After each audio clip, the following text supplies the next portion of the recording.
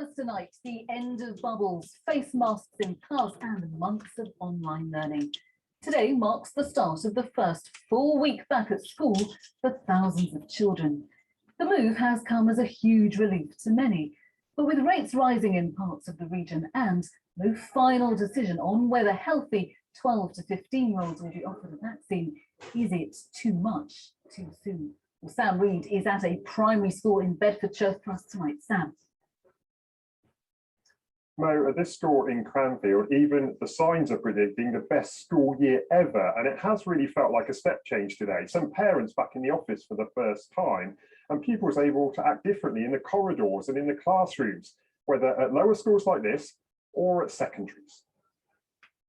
Back in class, back to normal on the first day of term at Shenley Brook End in Milton Keynes. COVID restrictions are more or less gone, but the first day of secondary school is a big day any year.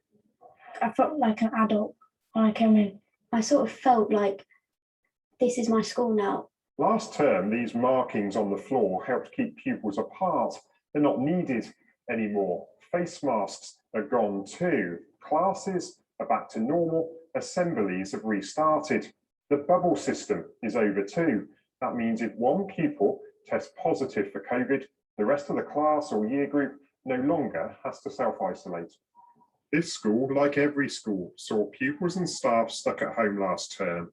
Ben and Amy are in their final year. I am excited for it. I think there's always going to be that looming shadow of COVID, but it's getting to the point where we are just going to have to move on with it. I've missed not being able to go around school as I normally would, because for drama, we're normally really frequently going on lots of drama trips.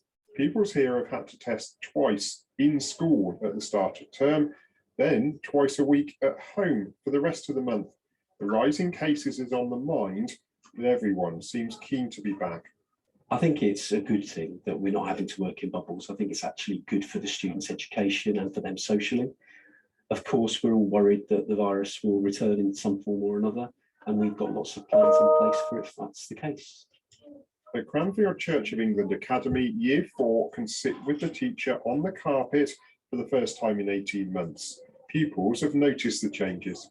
For assembly, we came together. We haven't done that in like 2 years, so it's been really good to see everyone in the assembly. It was good because we've not got together in a long time.